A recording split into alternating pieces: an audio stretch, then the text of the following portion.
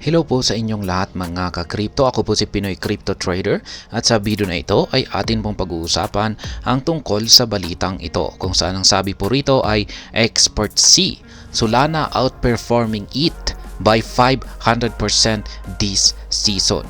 Kaya yan, meron daw pong mga magagaling na mga eksperto dito sa larangan ng mga cryptocurrencies at base po sa kanilang analysis ay si Solana ay magagawa daw po niyang higitan itong si Ethereum ng 500% ngayong season po na ito.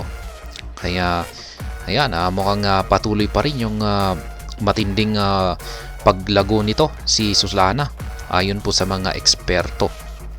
Kaya ayan, bago po tayo magpatuloy ay nais ko lamang po munang bigyang linaw ang aking disclaimer kung saan ang nilalaman po ng video na ito ay hindi po ito isang financial advice. For education and information purposes lamang po ang layunin nito. Maliban po dito ay nais ko na rin pong magbigay pabala na wala pong kahit anumang group chat ang Pinoy Crypto Trader.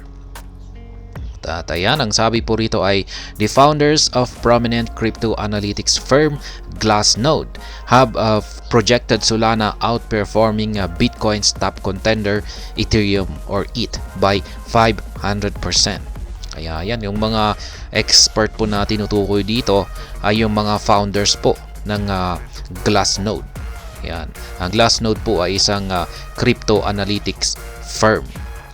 At ayon po sa kanilang projection or prediction ay nakikita po nila na sa hinaharap ay si Solana ay magagawa po niyang higitan itong si Ethereum ng 500%.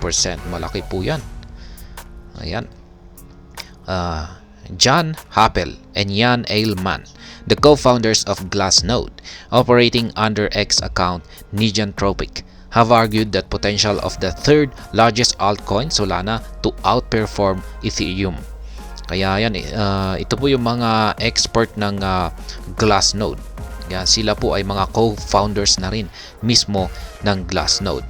Yan, sila po si John Happel at saka si Jan Eilman. Ayan. Happel and Eilman's optimistic outlook on Solana reflected a recent interview featuring macroeconomics Henrik Zieberg and global macro investor CEO Raoul Pal, who discussed the potential for a remarkable rally in the Sol ETH chart. During the interview, the host directed a question to Raoul Pal and Henrik Zieberg, focusing on Ethereum and Solana in terms of risk-adjusted returns. Specifically, he inquired about their crypto preferences for a $10,000 investment over a 12-month period. Examining Solana's recent performance trend, Pal and Zieberg strongly believe that Solana exhibits significant momentum. They express confidence in Solana's ability to maintain its upward trajectory, surpassing Ethereum as illustrated by the Sol ETH chart. Kaya yan. Ayon po sa naging panayam dito kay Pal at saka dito kina Pal at saka Zieberg ay yan, naniniwala po sila. Malakas ang kanilang paniniwala na si Solana ay magkakaroon ito ng isang matinding momentum. Yan, ayon po sa kanila ay si Solana ay meron po itong kakayahan na magpatuloy lamang sa kanyang upward trajectory or pag-angat sa presyo. At sa kanyang pag-angat na ito ay malalampasan po niya itong si Ethereum. Ayan, at nakikita na ito raw po ay ating makikita sa kanilang chart. Solana, yung pair na Solana ETH chart.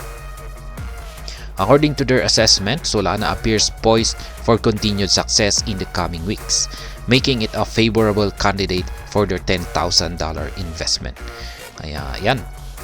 Sa mga paparating daw na nitong mga paparating na mga sunod na linggo ay mukhang handang-handa na raw itong si Solana patungo sa kanyang tagumpay or akyatin ang mataas na presyo. Kaya pabor daw po ito. Yan, si Solana ay isa sa mga or pabor na candidate or kandidato para sa kanilang $10,000 na investment. Solana rallying 500% over Ethereum. Following the bullish sentiments from the financial experts, the founders of Glassnode moved to answer the intriguing question of how much Solana could outperform Ethereum from an analytics perspective. According to insight from Glassnode's analytics, the current SOL-ETH ratio stands at around 0.14. The co-founders anticipate a significant increase in the ratio, suggesting that it could rise to approximately 0.76. Kaya yan, ayon po sa insight ng Glassnode Analytics, sa kasalukuyan ang ratio daw po ng pair na Solana ETH ay nasa 0.14. Kaya ayon po sa kanilang prediction ay posible daw po itong umangat ng 0.76. In particular, this chart projection implies a potential 4 to 5-fold outperformance of Solana compared to Ethereum as the crypto market progresses in the bull season. In other words, Sol may outperform ETH by 4 to 5 times into the crypto top, Nijantropic remark. Kaya yan, sa madaling salita ay si Solana ay mahihigitan daw po niya si Ethereum ng 4 to 5 times. Ayan. Ito po yung kanilang chart na kanilang ipinakita rito. Ayan. Gumagamit na rin po sila ng Elliott waves. Kikita po natin dito. Ayan. 1, 2, 3, 4, 5. Ayan. Nandito na po tayo sa 5 waves. Kaya ibig sabihin ay talagang aakyat po siya sa mga susunod na araw. Ayan. At ito po yung target. 4 to 5 times na Solana outperform of ETH kung magagawa po niyang akyatin ito. Ayan, yung kulay itim na ito. 0.676 na ratio. Ayan. Yung kanyang RSI naman ay nagpapakita po ng momentum.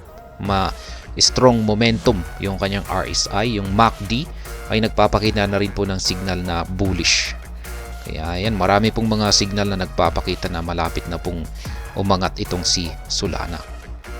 Meanwhile, Nijantropic did not see an isolated rally for Sol as observed in the past weeks. The market experts see Ethereum itself experiencing a significant bullish rally. Solana in Ethereum. At press time, Solana is trading at $98.55, reflecting a 4.7% decline over the past week. In parallel, Ethereum exchanges hands at $2,516, also experiencing a similar 4.7% decrease during the same time frame. Kaya yan po yung kalagayan ngayon ni Solana at saka si Ethereum. Yan, itong nakalipas lamang na linggo ay ayan, bumagsak po. Nagkaroon po ng pagbagsak na 4.7% itong si Solana. Samantala, ganun din po itong si Ethereum. 4.7% na rin po yung kanyang pagbagsak. At ayan, mula nung nailabas yung balita na ito ay naglalaro po yung presyo ni Solana sa $98.55. Pagdating naman po kay Ethereum ay nasa $2,516 naman po siya. Despite the recent weekly decline, Solana's one-year trajectory remains notably robust at 340.43%, having surged from $20. In contrast, Ethereum's one-year trajectory is comparatively lower at 59%, indicating growth from $1,515. Ayan pong muli ang mga predictions ng mga experts, mga co-founder at saka experts ng Glassnode. Ayan, mukhang naghahanda na raw po itong si Solana na sumabog. Ayan, at mahihigitan po niya itong si Ethereum ng 4 to 5 times. Kaya yan po yung kanilang prediction dito. At hanggang dito na lamang po tayo sa video na ito. Sana po ay inyong nagustuhan ang aking paliwanag dito. Kung inyo po itong nagustuhan ay pakiclick lamang po ang like button nito. Para naman po sa mga bago lamang dito, kayo po ay aking inaanyayahan para mag-subscribe. Pakiclick na rin po ang bell icon nito dahil ito po ang siyang magsisilbing notification nito sa mga bago kong videos na akin pong ina-upload sa aking YouTube channel na ito. Marami pong salamat sa panonood. Ingat po tayo lagi at God bless po sa ating lahat.